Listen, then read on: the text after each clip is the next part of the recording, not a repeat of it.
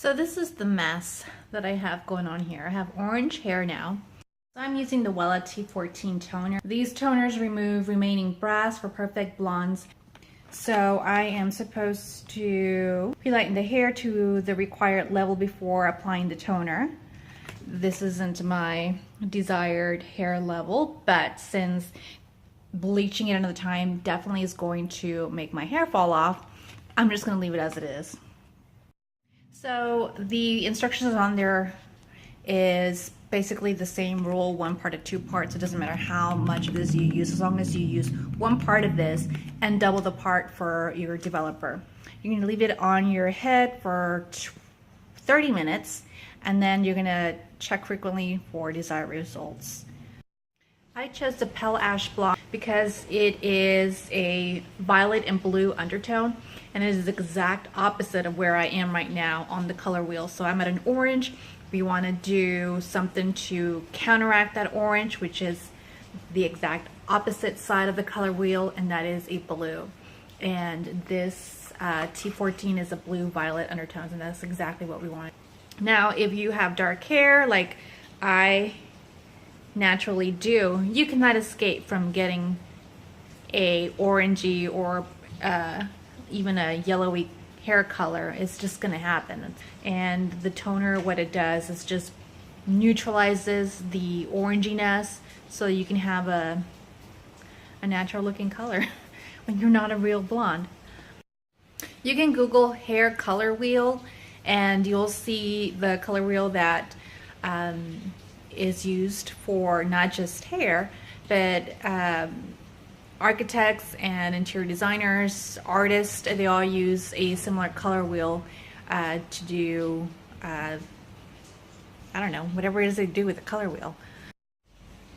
So not all color wheels are going to be exactly the same. Some have very creative colorings and different variations of the same type of primary color. For example, blue, light blue, and somewhere in the middle blue, but they all have the very basic same understanding of the placement and the exact opposite color for that one color that you're trying to match. You don't have to use Wella. That's just the brand that I happen to pick up. And I wanted to show you that the descriptions on the boxes, for example, the T stands for toner, and 14 is just the number of that Wella has describing the Pale Ash. Now, it doesn't matter if you use L'Oreal, Salon Care, Ion, Brilliance, they're all going to have the same type of identifier number and level. So for example, I have here 8A, so the 8's going to be, the 8 is the level that you're expected to get out of using this product. And the A stands for ash, and that is the identifier of the tonal, the shade that you're going to get. For example, a G would be gold, a W would be warm, N would be neutral or natural, a V would be violet, not violent, but violet. I did an internet search for hair color level chart, and this is what I got. I used this to gauge the current level of hair color that I have and what I want it to go to. Now, I definitely want to be lighter, but that doesn't mean that I'm going to choose a toner that is a super lot lighter than the T14, for example, the T10 and the ever so popular T18. Because it's not going to do anything for me. You can't go from a dark and go super blonde out of, you know, just a few washes. It's gonna take a process. So if you use a toner that's super light, it's not going to work for you. So that's why I chose to use the T14, because it's the lowest that I can go and be effective on my hair on this hair color. So I'm going to use the T14, and then I'm going to put in a hair dye. So just poured the entire contents of the toner bottle into my mixing bowl. It's 1.4 fluid ounces. Now I'm going to do the 1 to 2 part ratio. I filled up my handy dandy little wax off bottle, which is exactly 2 fluid ounces, full of 20 volume developer. Okay, so I've mixed my two ingredients together and it's created a very gelatinous effect here. And I'm gonna put this all over my head.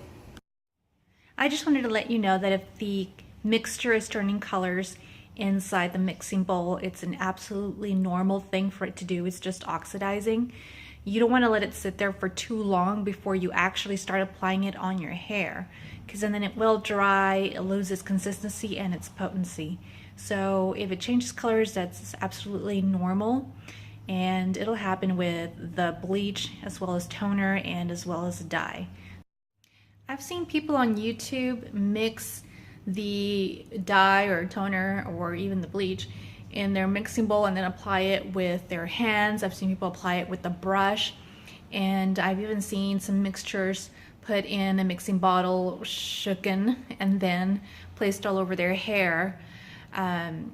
Whichever way, those methods that you want to use, it's absolutely fine. Just know that if it's in a bottle, the consistency most likely is going to be a liquidy consistency. That's the most appropriate item you want to use is a bottle. And everything else that it's a bit more gel-like or any thick pastes, those would be better off mixed in a mixing bowl and then applied to your hair. As far as the brush or the hand method, that is solely up to you. And even if you do use your hands, you make sure that you're using some gloves to protect your hands. Another thing is that I've seen some people apply the mixture in their hair with the brush, kind of like they're painting a house, up and down, up and down, up and down. And those people have said that they get pretty much, I guess you want to say, every angle of the strand of the hair by doing it that way, up and down, up and down. Some people say that it's counterproductive because it's taking off some of the product that you're placing in by scraping it back off. So as I mentioned, any method that you think is more appropriate for you and your hair type and your hair consistency is solely up to you. At this point, I don't think there's an actual perfect method you want to use. I have seen other people squeeze product into their hair, so any of those methods are good as long as you're getting, or you feel like you're getting, equal coverage and equal placement all over your hair. So I'm out of the shower after 30 minutes of processing under the cap.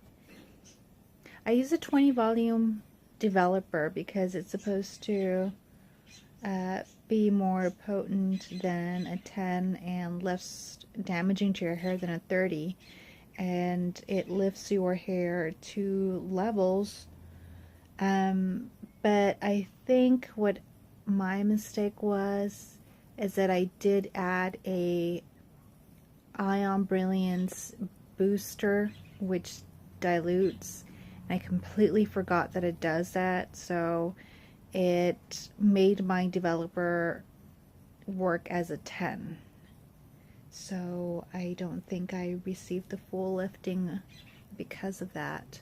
It did tone it down. My hair obviously is not fully dried yet, but this is what it looks like at the moment.